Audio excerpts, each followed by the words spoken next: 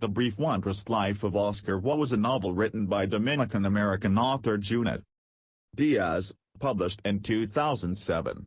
Although a work of fiction, the novel is set in New Jersey in the United States, where Diaz was raised, and it deals with the Dominican Republic experience under dictator Rafael Trujillo. The book chronicles both the life of Oscar de Leon, an overweight Dominican boy growing up in Paterson, New Jersey, who was obsessed with science fiction and fantasy novels and with falling in love, as well as a curse that has plagued his family for generations. Hello, I'm Mr. Fan and you are welcome to our YouTube channel Brief Answer. Today, before we start the video about the summary of the Brief Wondrous Life of Oscar Wilde book that will tell you about it, we request that if you are visiting our channel for the first time, kindly subscribe to our channel. Concept: the book chronicles the life of Oscar de Leon, an overweight Dominican boy growing up in Paterson, New Jersey, who was obsessed with science fiction and fantasy novels and with falling in love, as well as with the curse that has plagued his family for generations. The middle sections of the novel center on the lives of Oscar's runaway sister, Lola, his mother, Hypatia Alicia Cabral, and his grandfather, Abelard. Rife with footnotes, science fiction and fantasy references, comic book analogies, and various Spanish dialects, the novel is also a meditation on storytelling, the Dominican diaspora and identity, sexuality, and depression. Most of this story is told by an apparently omniscient narrator who is eventually revealed to be Junior de Las Casas, a college roommate of Oscar's who dated Lola. Junior also appears in many of Diaz's short stories and is often seen as an alter ego of the author. Main narrative: Oscar de Leon, nicknamed Oscar Wilde, a bastardization of Oscar Wilde, is an overweight Dominican growing up in Paterson, New Jersey. Oscar desperately wants to be successful with women but, from a young age, is unable to find love, largely because he is a nerd obsessed with science fiction and comic books. His great fear is that he will die a virgin. After high school, Oscar attends Rutgers University. His sister's boyfriend Junior, the narrator of much of the novel, moves in with Oscar and tries to help him get in shape and become more normal. After getting dissed by a girl, he attempts to kill himself by drinking 2 bottles of liquor and jumping off the New Brunswick train bridge. He survives the fall but is seriously injured. Oscar recuperates and graduates from Rutgers. He substitute teaches at his former high school and dreams about writing an epic work of science fiction. Eventually, he moves to the Dominican Republic and falls helplessly in love with Yvonne, a sex worker who lives near him. Yvonne is kind to Oscar but rejects his frequent romantic overtures. Yvonne's boyfriend, a violent police captain, becomes jealous of Oscar and sends 2 goons who kidnap Oscar, take him to the sugarcane fields, and beat him into a coma. Oscar's family takes him back to the United States to heal. Oscar recovers from the beating, borrows money from Junior, and returns to the Dominican Republic. He spends 27 days writing and stalking Yvonne. She is horrified at first but softens and eventually has sex with Oscar. Yvonne's boyfriend's goons then find Oscar, take him back to the sugarcane fields, and kill him. Flashbacks and secondary narratives. The novel contains significant exposition on Oscar's family history. One section is a first-person narrative from the perspective of Oscar's sister, Lola, explaining her struggles to get along with their headstrong mother, Belly. Subsequent sections detail Belly's backstory growing up as an orphan in the Dominican Republic after her father was imprisoned and her mother and 2 sisters died. Her father was imprisoned after failing to bring his wife and daughter to meet some government officials, as he fears they will be taken by them. After being raised by an aunt, Belly enters into a relationship with a gangster named Dionisio. Narration: instead of Diaz directly telling the story to the reader, he creates an aesthetic distance by Speaking through the novel's narrator Junior provides analysis and commentary for the events he is relaying in the novel. His speech often exemplifies code switching rapidly from a lively, Caribbean-inflected vernacular, replete with frequent usage of profanity to wordy, eloquent, and academic prose. This runs in parallel to several central themes of the novel. Regarding identity, as Junior's code switching alludes to a struggle between his Dominican identity and his identity as a writer. Code switching between Spanish and English is also central to the narrative itself of the book, as characters switch back and forth as they see fit. The narration of the book also shifts away from Junior to another character at several key moments in the story. In Chapter 2, Lola narrates her own story from the first person. This is foreshadowing of the intimacy between Lola and Junior yet to come. The beginning of Chapter 2 also features the use of second-person narration, rarely used in literature. Diaz's use of Junior as the main narrator of the book strengthens the idea of the novel as metafiction. Junior reminds the reader consistently that he is telling the story, as opposed to the story happening in its own right. Footnotes. The brief wondrous life of Oscar Wilde makes extensive use of footnotes to the point that many of the characters are developed in the footnotes in addition to the story. Rather than just provide factual background, Junior's narrative continues in the footnotes just as it is in the body of the novel. When describing Oscar's deep love of science fiction and fantasy literature, Junior continues in the footnotes, where this outsized love of genre jumped off from no one quite seems to know. It might have been a consequence being Antillean, who more sci-fi than us. The presence of Junior's footnotes, therefore, remind the reader that there is always more to one's story. Junior even makes reference in the footnotes to his present life earlier in the novel than when he describes it in Chapter 8. In my first draft, Savannah was actually Jarabacoa, but then my girl Lenny, resident expert in all things Dumbo, pointed out that there are no beaches in Jarabacoa. Junior thus builds the writing of the novel and his relationship with Oscar into the greater history of the Dominican Republic. The many science fiction references throughout the novel and footnotes emphasize, Junior believes, the fantastical elements of Dominican history. Junior cites the fall of Mordor and the dispelling of evil from Middle-earth from The Lord of the Rings as a complement to the fall of Trujillo.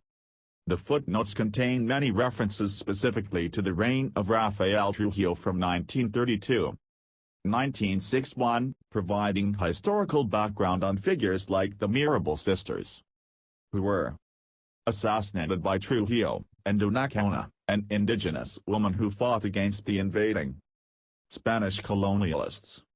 While referencing historical figures, Junior frequently includes the novel's fictional characters in the historical events. But what was even more ironic was that Abelard had a reputation for being able to keep his head down during the worst of the regime's madness, for unseeing, as it were.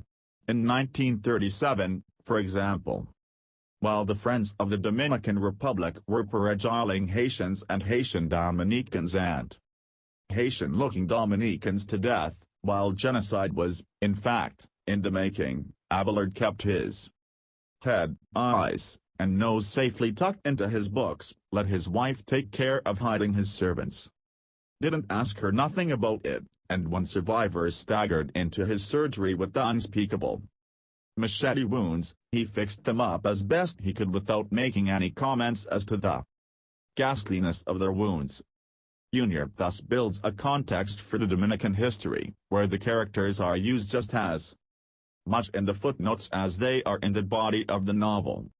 Many of the footnotes ultimately connect back to themes of coming to a new world, underscored through the novel's references to fantasy and sci-fi, or having one's own world completely changed. Trujillo's reign as revealed in the footnotes of the novel becomes just as dystopian as one of Oscar's favorite science fiction novels. Slang.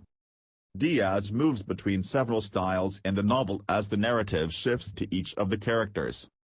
Oscar's speech reflects an autodidactic language based on his knowledge of fantasy, nerd literature, and his speech is filled with phrases such as "I think she's audacious" and "I do not" move so precipitously. Whereas Junior affects a bilingual b-boy flow and intersperses it with literary language. The story of the De Leon family is told and collected by the fictional narrator Junior, and the New York Times critic Michiko Koketani has described the voice of the book as a streetwise brand of Spanglish. He often gives his own commentary and analysis on the events he is relating in the story, and sometimes reveals failings in his own life, both as a narrator and a person. Players never fight with a bitch named Hilda, because when Hilda's out on your ass you'll know pain for real. Magical realism. The brief and wondrous life of Oscar Wilde contains several of the hallmarks of Latin American magical realism. The novel's plot is intricately bound up with the notion of Fuku Americanus, which is generally a curse of doom of some kind, specifically, the curse or doom of the New World. The reliance on Fuku and its counterparts often gives the novel a fantastical element, which show magical realism's part in the plot, as the narrative follows the impact of the supernatural curse.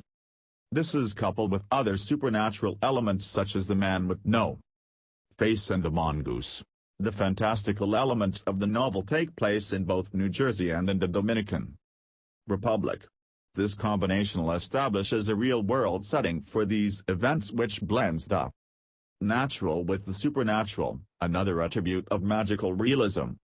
In addition of the fantastical elements of the novel, Oscar Wilde also includes a degree of political critique in the discussion of the Trujillo dictatorship of the Dominican Republic, as well as a portrayal of metafiction in Oscar's own writing on fantasy novels. Both political critique and metafiction are typical features of magical realism. Diaz also hints at the novel's magical realist elements by claiming that Fuku was popular in places like Macanto, which is the fictional setting for 100 Years of Solitude by Gabriel Garcia Marquez, which is seen as one of the most prominent Latin American magical realist novels. Speculative fiction. The brief wondrous life of Oscar Wilde can be used as an example of speculative fiction. Speculative fiction is a subcategory of fiction that deals with ideas that are not directly real, but rather imaginative or futuristic. The plot of this novel skips from past to present and focuses on different characters' stories at various times to convey the long-lasting impression that Rafael Trujillo's dictatorship in the Dominican Republic from 1930 to 1961 left. To emphasize the brutality of the past, the novel blends aspects of sci-fi and fantasy with horror as well as popular culture. By combining all of these elements, Diaz creates a work of speculative fiction that holds various social critiques. Using Trujillo as a minor character, the novel uses history to set the scene and create its social and political commentary. The basis of all of the problems that arise in this novel is the U.S.-sponsored dictatorship of Rafael Trujillo that lasted for over 30 years. Junot Diaz surely includes Trujillo as a character in the story, but limits his representation to descriptions that come from Junior's perspective. Because of this, Trujillo has an important role in the story, but is ultimately weakened due to the given perspective. Diaz creates irony using this strong dictator as a minor character and focusing on the characters that would have otherwise been marginalized. This arrangement destabilizes established power hierarchies, putting more emphasis on the seemingly least powerful characters and taking power away from the most prominent and infamous characters. Furthermore, when Trujillo is referenced by Junior in his narration, the descriptions are entirely negative. Junior's references show little respect and are meant to belittle Trujillo's presence in the story. By actively disparaging the brutal dictator, Diaz breaks social and cultural norms about how common people function in a power hierarchy. Junior is given the power to represent Trujillo, which lessens Trujillo's dominance in the power scale, allowing the novel to have a strong stance against the dictatorship, stripping Trujillo of the meaning behind his title. Overall, making Trujillo the minor character allows Trujillo to be seen as more of a joke than a strong leader, while also enforcing the seriousness and long-lasting effects of his power. Lola's daughter. Throughout the novel, Diaz uses metaphors and symbols to present Dominican history as well as the Fuca curse. Lola is Oscar's older sister, and her daughter serves as a symbol of the potential to break the Fuca curse. Lola's daughter is a character that holds the future for the De Leon family and symbolically the entire Dominican culture.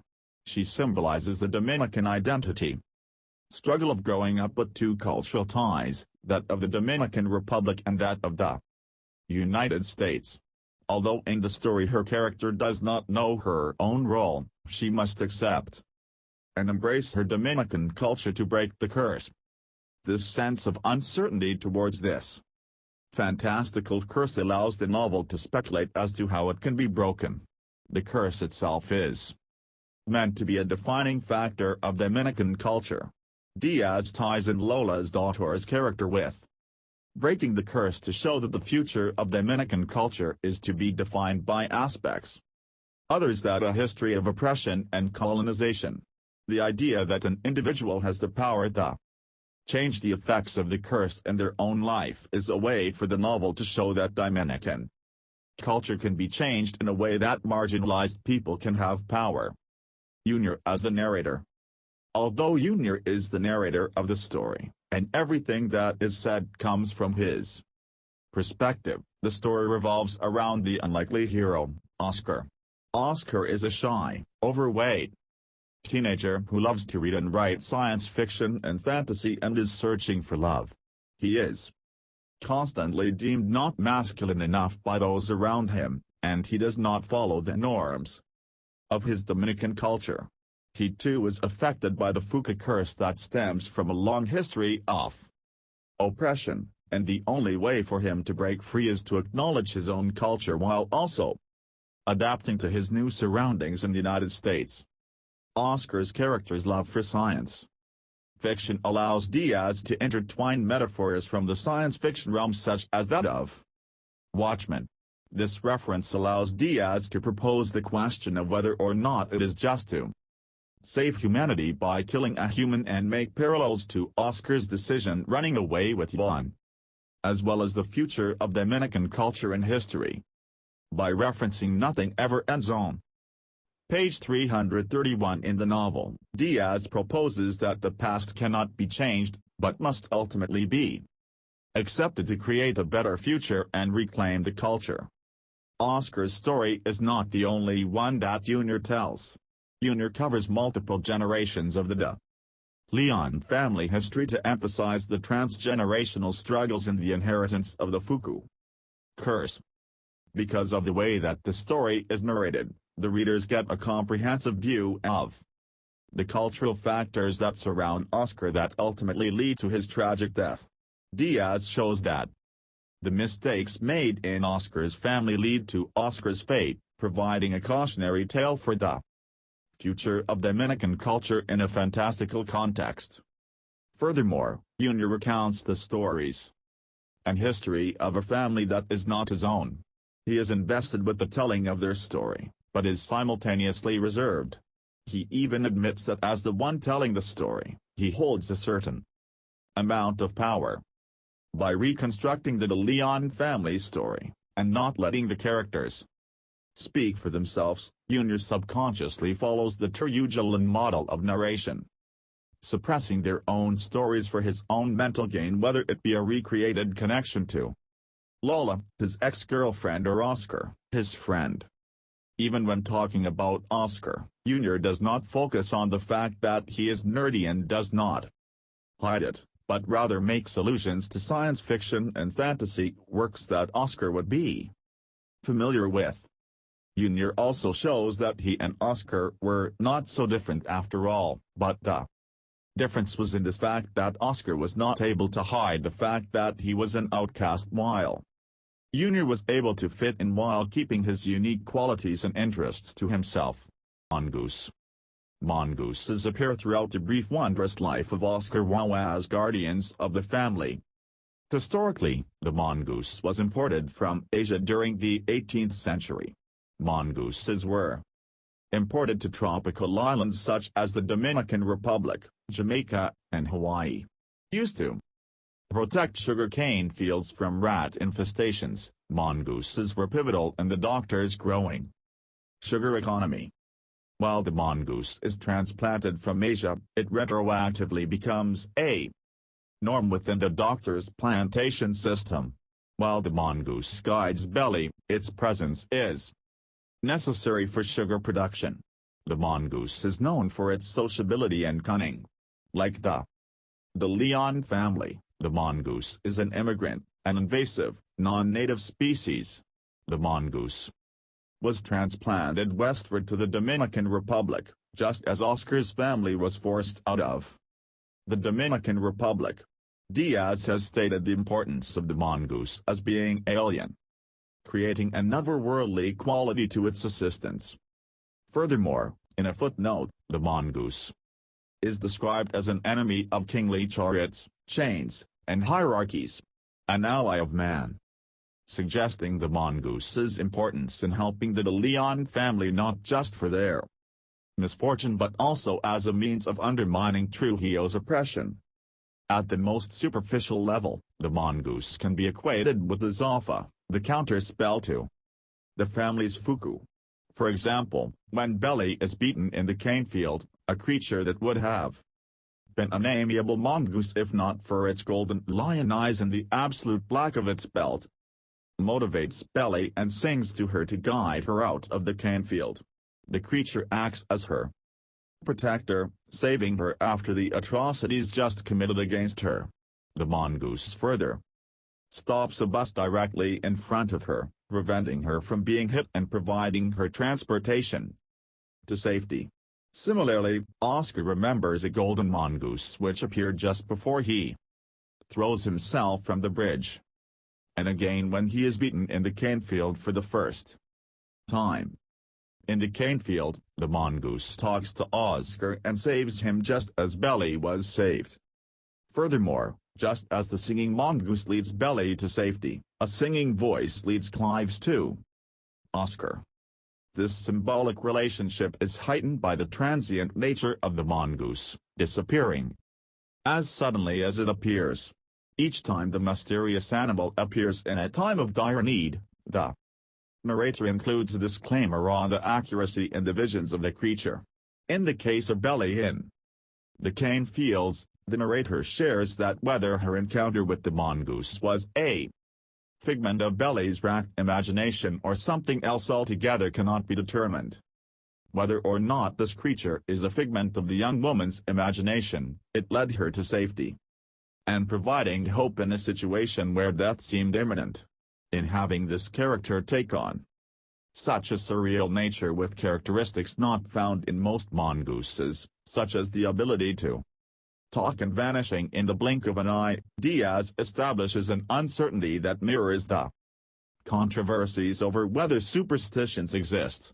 While the encounters with the creature may or may not have happened, their significance in the book still holds strong, just like the superstitions. Because no matter what you believe, the Fuka believes in you. The connection between a superstition and a magical character is more easily followed than one with an ordinary animal, highlighting the mongoose being a Zappa against the De Leon's Fuku. Canefields. The reappearances of Canefields and Oscar Wilde were symbolic. The scenes of physical violence against Belly and Oscar are set in the specific geographical space of the sugar cane fields. Sugar was introduced to the Dominican Republic and Haiti, then Hispaniola, through colonialism. Sugar and cane fields were so important to the Spanish as they fueled their wealth and the creation of a white elite, and thus plantation economy, in Hispaniola. They first appear when Belly is kidnapped and taken to be beaten in a Canfield. Here, the Canfields are surrounded by the context of the Trujillo. After, unknowingly, becoming involved with Trujillo's sister's husband, the gangsters men assault Belly there. The Canfields are thus a violent space where Trujillo's henchpeople also take care of business. As written in footnotes, the Mirabal sisters were murdered there, too. In this section of the book Junior says, Canfields are no fucking joke, and even the cleverest of adults can get mazed in their endlessness, only to reappear months later as a cameo of Bones. Much later, after Oscar returns home to La Incas to try to be with Yvonne, he also ends up assaulted in a Canefield, but this time by the Capitan's friends. A lot of the emotions and the atmosphere laid out in Oscar's Canefield scene parallels Belly's. The Canefields and the Dominican Republic are a space made significant through their history of slavery and violence, a racialized space. Canefields are where enslaved Africans were forced into labor and dehumanization. These Belly and Oscar Canefield scenes are haunted by the displacement and violence against enslaved Africans, that displacement and genocide of indigenous folks, and also the revolts and resistance to these systems. Power of appearance. Belly understood how advantageous appearance is in the social situations of the Dominican Republic, but not until she had undergone major physical and psychological changes. Belly desired the same romantic experience as Oscar, despising school in her early years from being completely alone. Her loneliness derived from her defensive and aggressive and mad, overactive personality that pushed people miles away from her. Unlike Oscar, however, her predicament reversed, becoming not one of a lack of power, but an abundance. She had to choose whether or not to take advantage of her new curvaceous body which puberty had generously bestowed upon her. With these new curves she was thrown into a world where she could get what she wanted, where she was given attention without having to ask for it. Her model-like body presented her with the relationships that she could have never attained otherwise. After recovering from her initial shock of the metamorphosis, she discovered how her desirability was in its own way power. She had been presented with the magical scepter that allowed her to satisfy her desires. Asking her not to abuse that power was akin to, as Diaz says it, asking the persecuted fat kid not to use his recently discovered mutant abilities. By using her appearance, she gained a complete understanding of the influences of her body. The power of appearance in the area of Trujillo cannot be underestimated, as seen by its dangerous consequences in the De Leon family history. Abelard Luis Cabral, Oscar's grandfather, learned this firsthand after repeatedly refusing to bring his firstborn daughter Jacqueline into Trujillo's events. Trujillo's rapacity towards women knew no bounds, employing hundreds of spies, whose entire job was to scour the provinces for his next piece of ass. Trujillo's appetite for ass was insatiable, pushing him to do unspeakable things. His culture of placing appearance above all else does nothing to de-emphasize appearance in Dominican culture, seeing as in a normal political atmosphere people follow their leaders, much less in the tightly controlled Trujillan dictatorship. Abelard, by withholding his daughter's off-the-hook looks from Trujillo, he was in effect committing treason. His actions eventually resulted in Trujillo arranging for his arrest and 18-year sentence, where he was brutally beaten and treated to an endless series of electric shock treatments. 237. During his imprisonment, Soker committed suicide. Jackie was found drowned in a pool. Astrid is struck by a stray bullet, and his third child is born. 248 to 250. Abelard and Socorro's third child, a daughter they named Alicia, was born black, a terrible thing for the Dominicans, who viewed having a child of black complexion as an ill omen. 248. They felt so strongly about this that Junior, offering his own opinion, comments I doubt anybody inside the family wanted her to live, either. 252. She eventually was tossed around the extended family and eventually sold. Yes, that's right, she was sold. 253. All of these tragedies as a result of the desire for a beautiful young lady, a by-product of the preeminence given to physical appearance. Even under Trujillo, however, the power of appearance is called into the question, as appearances power ultimately takes second place to the power of words. Cabral is incarcerated, tortured and almost destroyed at least in part as a result of words he has spoken and written, and Trujillo has Cabral's entire library, including any sample of his handwriting, destroyed. As Trujillo never attempts to sleep with Jackie, the narrator and reader are left to wonder if at some level the motivation for this family ruin has to do with silencing a powerful voice. Re-examining masculinity through Junior and Oscar. Junior and Oscar are character foils that illustrate two different types of masculinity. If Oscar's nerdiness, fatness and awkwardness make him the antithesis of Dominican hypermasculinity, then Junior, as a Don Juan and a state school player who can bench 340 pounds, 170, is the embodiment of that identity. They also have completely opposite values. While Junior cheats habitually and can't appreciate even the most beautiful and loving women, Oscar is faithful and sees beauty in a middle-aged prostitute, while Junior doesn't value sex for anything other than physical pleasure, at least not at first. Oscar refuses to go to brothels. 279. Junior's masculinity echoes that of Trujillo, who in his violent actions and lust for women, also embodies Dominican hypermasculinity. Despite their differences, Junior and Oscar become important to each other and develop an unusual friendship. As Oscar has no father or brothers, Junior is the only male with whom he can discuss his romantic yearnings. Junior is his access into masculinity. As for Junior, Oscar models an alternative form of masculinity and ultimately pushes him to re-examine his ideas about manhood. Van Best points out that in spite Oscar's lack of machismo, he possesses other masculine traits that Junior admires. For example, Junior envies the way Oscar can develop friendships with women, like Jenny, and talk to them about non-sexual topics. He also respects Oscar's writing style and his ability to write dialogue, crack snappy exposition, keep the narrative moving. 173. Finally, although Oscar dies in the end, Junior admires how he was able to achieve real intimacy with a girl by being loving, faithful and vulnerable. Van Best argues that Oscar succeeds in educating Junior, indirectly, in the responsibilities of manhood, after Oscar's death. Junior claims that it is Oscar's influence that encourages him to stop following the dictates of machismo and finally settle down and get married.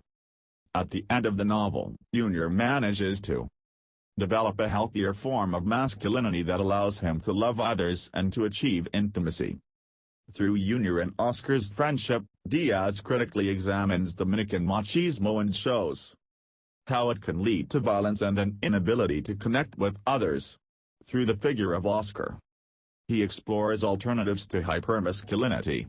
If Foucault is the manifestation of the masculine ideals imposed on the Dominican Republic herself, then is Oscar the Zaffa of this Foucault. Filling the blank pages, stories as Zaffa for this Foucault of violence. Throughout the novel, violence is transmitted from the system of colonialism and dictators to the domestic sphere and perpetuated through the generations. Virtually all the relationships in the book, Trujillo and Abelard, Belly and the Gangster, Belly, and Lola, Oscar and Juan, are marked with physical or emotional abuse. Violence is an aspect of the Foucault or curse that haunts the Cabrals and Delians. At the very beginning of the novel, it is explained that Zaffa is the one way to prevent disaster from coiling around you, only one surefire counterspell that would keep you and your family safe. 7. In this way, Zaffa can be read as an undoing of colonialism because as Fuku brings misery and bad luck, Zaffa has the potential to foil it and restore a more favorable balance. Although by the end none of the characters seem to have escaped the cycle of violence or the effects of Fuku, Junior has a dream in which Oscar waves a blank book at him, and he realizes that this can be a Zaffa, 325, to the family curse. Junior also has hope that Isis, Lola's daughter, will one day come to him asking for stories about her family history, and if she's smart and as brave as I'm expecting she'll be, she'll take all we've done and all we've learned and add her own insights and she'll put an end to it. The Fuku, 331. Thus, the empty pages in Junior's dreams signify that the future has yet to be written despite the checkered past, in both his life and in the painful history of oppression and colonialism in the Dominican Republic. On the other hand, Isis potentially coming to Junior to learn more about her uncle represents gaining an understanding of the past, which is key to decolonizing and pinpointing the structures that are systematically oppressive. Junior implies that storytelling is a way to acknowledge the past and its influence over one's life, a way to make sense of what has happened, and is the starting point for healing. With the absence of any embodiments of white characters to emphasize the lasting impact of the colonial imaginary, the mysticism behind the Fuku and Zaffa become that much more convincing. When interpreted as magic instead of as the literal actions of white people, the Fuku and Zaffa transcend human beings and remind us that even when colonialism is not particularly obvious, it is a force that looms over all, and its effects must first be confronted before anyone can take action accordingly, as Junior's dream suggests. In an interview with Edwidge Danticat, Junot Diaz comments, "For me, though, the real issue in the book is not whether or not one can vanquish the Fuku, but whether or not one can even see it, acknowledge its existence at a collective level, to be a true witness to who we are as a people and to what has happened to us. That is the essential challenge for the Caribbean nations, who, as you pointed out, have been annihilated by history and yet who've managed to put themselves together in an amazing way. That's why I thought the book was somewhat hopeful at the end." Literary allusions. The novel opens with the epigraph, "Of what import our brief, nameless lives? To Galactus." Diaz has said that this question can be read as being directed at the reader, because in some ways, depending on how you answer that question, it really decides whether you're Galactus or not. In the Fantastic Four comic book, however, Galactus is asking the question of Atta the Watcher, whose role is played out in Diaz's novel by the narrator Junior, indicating to Diaz that the question is both a question to the reader but also a question to writers in general. The novel opens with the epigraph, "Of what import our brief, nameless lives? To Galactus."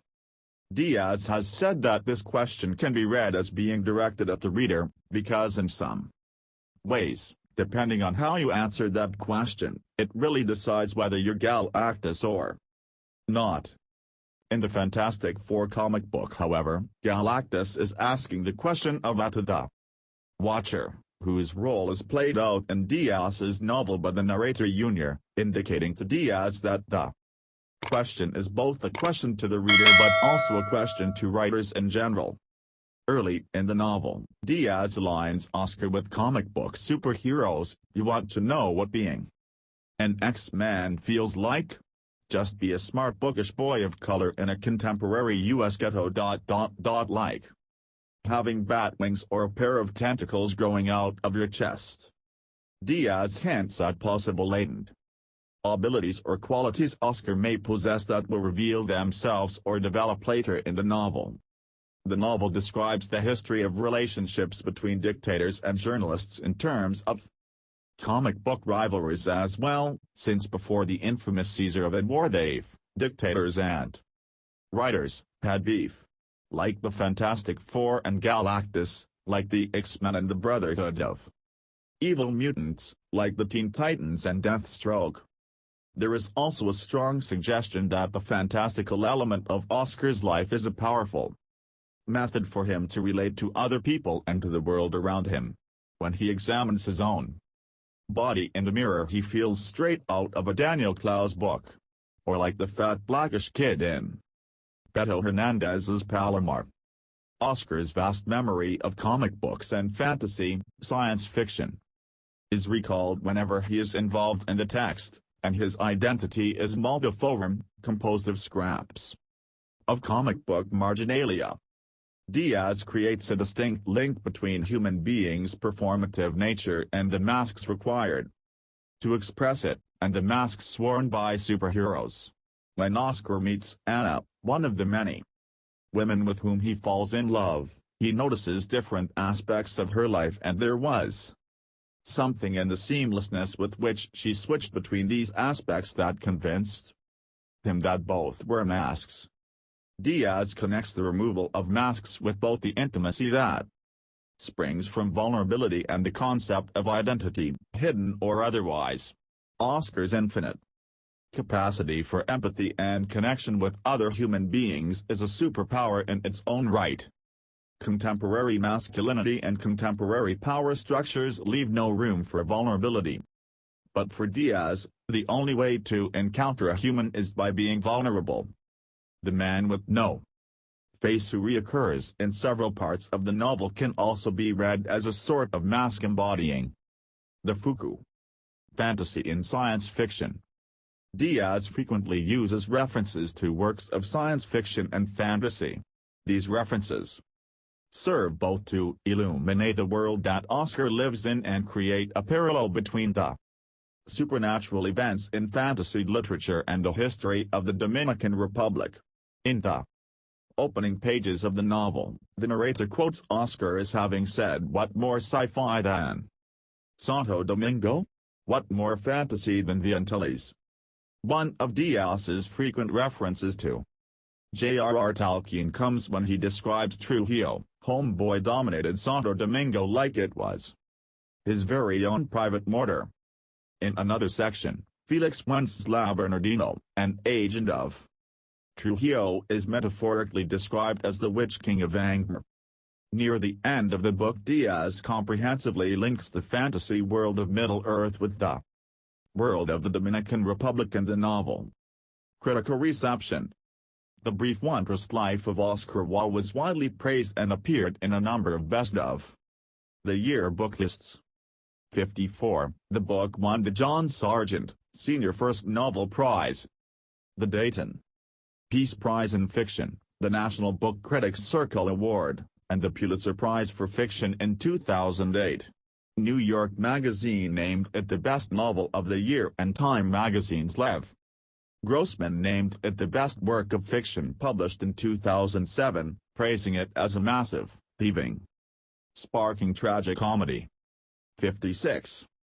In the poll of American literary critics organized by BBC Culture, the Arts and Culture section of the international BBC website, in 2015, The Brief Wondrous Life of Oscar Wilde was voted the 21st century's best novel so far. In a 2009 poll by The Millions, a panel of writers, critics, and editors voted The Brief Wondrous Life of Oscar Wilde the 8th best novel since 2000, and readers ranked it in first place. A staged version of the novel, called Fuku Americanus, was adapted by Sean San Jose and Co. Directed by San Jose and Mark Bamuthi Joseph through San Jose's Camposando Theater Company in 2009.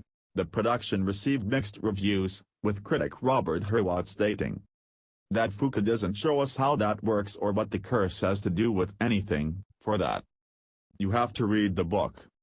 In 2019, Repertorio Español produced La Breve y Maravillosa Vida de Oscar Wilde, a Spanish-language adaptation of the novel at Gramercy Arts Theater in New York.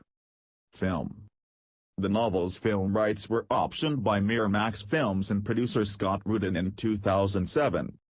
Director Walter Salles and writer Jose Rivera, The Motorcycle Diaries, were hired by Rudin to adapt the novel. According to Diaz, Miramax's rights on the book have since expired.